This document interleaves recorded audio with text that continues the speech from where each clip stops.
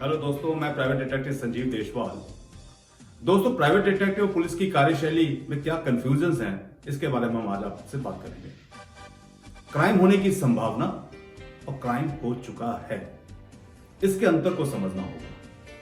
Crime होने की संभावना या किसी को किसी पे किसी प्रकार का भी शक है तो बस प्राइवेट डिटेक्टिव का काम वहीं से शुरू होता है। लेकिन अगर क्राइम हो चुका है तो वहां पुलिस का रोल काफी इंपॉर्टेंट होता है। पुलिस अपना काम काफी खुल के करती है, ओपन वे में करती है। इन्वेस्टिगेशन के दौरान अगर उसको किसी से पूछताछ करनी है तो वो बिना किसी की मर्जी के भी पूछताछ कर सकती है। लेकिन प्राइवेट डिटेक्टिव का काम काफी गोपनीय होता है, यहां तक कि उसको अपनी इन्वेस्टिगेशन के दौरान अपनी पूरी आइडेंटिटी छुपा के रखनी होती है। पुलिस के लिए CrPC code of criminal procedure बना हुआ है, जिसके दायरे में रह के वो काम करते हैं। सोसाइटी या इंडिविजुअल के खिलाफ वायलेंस, क्राइम, कॉग्निजेबल ऑफेंस या किसी तरीके का संगीन अपराध या लॉ एंड ऑर्डर को मेंटेन करना हो, ये सब काम पुलिस के हैं। जबकि प्राइवेट डिटेक्टिव के पास किसी प्रकार की गवर्नमेंट पावर नहीं है। उनको काफी विपरीत और जोखिम भरी स्थितियों में काम करना पड़ता है। प्राइवेट डिटेक्टिव की सारी investigation, experience, knowledge, own sources और सबसे बड़ी बात है कि ग्राउंड इंटेलिजेंस और एनालिटिकल स्किल्स और साथ में उनके अपने गैजेट्स, स्पाई इक्विपमेंट के ऊपर डिपेंड होना पड़ता है। प्राइवेट डिटेक्टिव को इन सब दायरे में ही काम करना होता है और अपने क्लाइंट के लिए इन्वेस्टिगेशन करते वक्त इन्हीं दायरे के अंदर इंफॉर्मेशन भी निकालनी होती है और एविडेंस भी कलेक्ट करने होते हैं। जब पुलिस काम करती है तो एक क्षेत्र से दूसरे क्षेत्र यानी कि पूरे देश में काम कर सकती है, लेकिन प्राइवेट डिटेक्टिव के लिए कोई इन्वेस्टिगेशन का दायरा नहीं है। दोस्तों, जब प्राइवेट डिटेक्टिव काम करते हैं तो एक राज्य से दूसरे राज्य और यानी पूरे देश और यहां तक कि पूरी दुनिया के किसी भी क्षेत्र में वो काम कर सकते हैं। प्राइवेट डिटेक्टिव के कार्य क्षेत्र को गहराई से और विस्तार से अगर समझें तो society, individual, corporate, politician, businessman, advocates को इनकी कभी भी जरूरत पड़ सकती है। उदाहरण के लिए अगर पति पत्नी को अपनी पार्टनर की इन्वेस्टिगेशन करानी है, अगर उनको किसी प्रकार का शक है तो ये प्राइवेट डिटेक्टिव ही बताएगा कि उनका शक सही है या बेबुनियाद है। इसमें पुलिस उनकी कोई मदद नहीं कर सकती।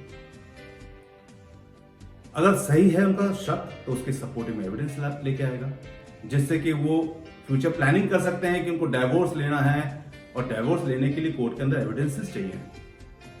यहां पर प्राइवेट डिटेक्टिव उनकी सबसे ज्यादा अच्छी मदद कर पाते हैं, ना कि पुलिस मदद कर पाती है। पेरेंट्स को अपने बच्चों की शादी करनी है तो वो प्राइवेट डिटेक्टिव की मदद लेते हैं, जिससे कि उनके बच्चे की शादी जिससे भी तय हो रही है, उसकी जॉब कैसी है, सैलरी कैसी है, कैरेक्टर क्या है, उसका बैकग्राउंड क्या है, फैमिली बैकग्राउंड क्या है, फैमिली स्टेटस क्या है, फाइनेंशियल स्टेटस क्या है, बच्चे की कोई मेडिकल हिस्ट्री तो नहीं है। ये सारी जो इंफॉर्मेशन हैं ये प्राइवेट डिटेक्टिव से ही मिल सकती हैं। इसमें पुलिस का कोई रोल नहीं है।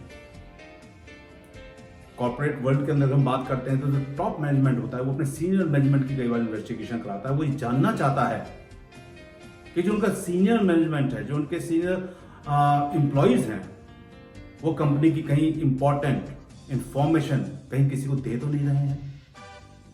अगर दे रहे हैं तो उसके एविडेंस मिले, जिससे कि उनके खिलाफ कार्रवाई की जा सके।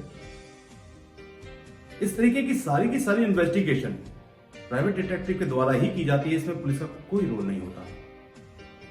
एडवोकेट अपने क्लाइंट के केस को मजबूत करने के लिए प्राइवेट डिटेक्टिव की मदद लेते हैं। उनकी मदद से वो सपोर्टिव एविडेंसेस लेके आते हैं, जिससे वो अपने केस को जीत सकें। इनमें पुलिस का कोई रोल नहीं होता। जितने भी हमने आपको उदाहरण के लिए सारे केसेस बताए, इससे बढ़ के प्राइवेट डिटेक्टिव इन्वेस्टिगेशंस करते हैं, लेकिन हमने कुछ आपको उदाहरण के लिए केसेस बताए हैं। इनमें पुलिस का कोई रोल नहीं होता। लेकिन समाज का एक दूसरा पहलू है, जिसमें क्राइम होने की संभावना भी है, शक भी है, और ये प्राइवेट डिटेक्टिव ही हैं इसको दूर कर सकते हैं, इसके खिलाफ एविडेंस ला सकते हैं। इसलिए प्राइवेट डिटेक्टिव का ऐसे केसेस को देखते हुए सोसाइटी में काफी इंपॉर्टेंट रोल हो जाता है। ऐसे कई इन्वेस्टिगेशन वर्क होते हैं जिसमें प्राइवेट डिटेक्टिव और पुलिस एक साथ मिलकर काम करती है और एक दूसरे की मदद करती है। जैसे कि डुप्लीकेसी ऑफ प्रोडक्ट्स, कहां बन रहे हैं, कहां मैन्युफैक्चरिंग हो रही है इनकी, ये प्राइवेट डिटेक्टिव ढूंढ के देते हैं और पुलिस के द्वारा उनको पकड़वाते हैं। ट्रेस आउट फ्रॉड पर्संस, उनको प्राइवेट डिटेक्टिव ढूंढते हैं और पुलिस के द्वारा पकड़वाते हैं। कई ऐसे भी केसेस होते हैं जहां पे क्राइम हो चुका है और पुलिस का रोल इंपॉर्टेंट होता है, लेकिन क्लाइंट कई बार सोचता है कि मैं प्राइवेट डिटेक्टिव की मदद क्यों ना लूं। उदाहरण के लिए मान लीजिए किसी के यहां चोरी हो गई है और उनके यहां पे 10-15 एम्प्लॉय काम करते हैं, तो उनकी पूरी कोशिश होती है कि पहले पुलिस के पास ना जाके प्राइवेट डिटेक्टिव के पास जाए। वजह उसकी यही होती है कि चोरी एक दो ने मिलके की होगी या एक ने की होगी, लेकिन पुलिस की इन्वेस्टिगेशन में हो सकता है कि और जो निर्दोष एम्प्लॉय हैं वो हरास ना हो जाए, उनको कोई तकलीफ ना हो जाए, वो कहीं ना नौकरी छोड़ के चले जाएं। तो उस कोशिश में, उस कंडीशन में प्राइवेट डिटेक्टिव के पास लोग आते हैं और कोशिश उनकी यही होती है कि प्राइवेट डिटेक्टिव इन्वेस्टिगेशन करके उस चोर को ढूंढे, उसके खिलाफ एविडेंस ढूंढे और पुलिस के द्वारा उसको पकड़वाया जाए, जिससे कि और लोग हैरेसमेंट होने से बच जाएं। इस तरीके की इन्वेस्टिगेशन जहां पहले पुलिस का रोल था, वहां प्राइवेट डिटेक्टिव का रोल हो जाता है। हमने प्राइवेट डिटेक्टिव प्रोफेशन के पिछले 30 साल के कैरियर में कई पॉपुलर केसेस पर काम किया है, जैसे कि Sheena Bora murder case Mumbai, Jyoti murder case Kanpur, Aarushi murder case Noida, जिसने देश में काफ़ी सनसनी फैला दी थी और पुलिस की इन्वेस्टिगेशन पर भी काफ़ी सवाल उठे थे। इस हत्याकांड के ऊपर मूवीज भी बनी। Sunanda suicide case Delhi, Divyanshu accidental death case Delhi, Sridevi accidental death case Dubai, Pradyuman murder case Gurgaon. इस हत्याकांड ने देश में काफ़ी तहलका मचाया और पेरेंट्स के बीच में इस हत्याकांड को लेकर काफ़ी आक्रोश भी था, जिसमें हमने पुलिस की इन्वेस्टिगेशन थ्योरी पर काफ़ी सवाल भी उठाए थे। बुरारी 11 डेथ केस दिल्ली, इन 11 मौतों की वजह से देश भर में काफ़ी तहलका मचा और हमने पहले दिन क्राइम सीन पर जाकर अपनी इन्वेस्टिगेशन और फाइंडिंग के द्वारा ये बता दिया था कि इन 11 मौतों के पीछे बाहर से आए व्यक्ति का हाथ नहीं है। Disha Salian accidental death case Mumbai, Disha की मौत को आखिरी तक सुशांत की मौत के साथ जोड़कर देखा जाता रहा। सुशांत राजपूत डेथ मिस्ट्री मुंबई, इस केस ने दुनिया भर में कोरोना होने के बावजूद बहुत तहलका मचाया, क्योंकि सुशांत राजपूत ने बहुत कम उम्र में काफ़ी उपलब्धियां पाई थीं और इसी वजह से उन्हें युवाओं और हर वर्ग के व्यक्ति देश विदेश में प्यार करते थे।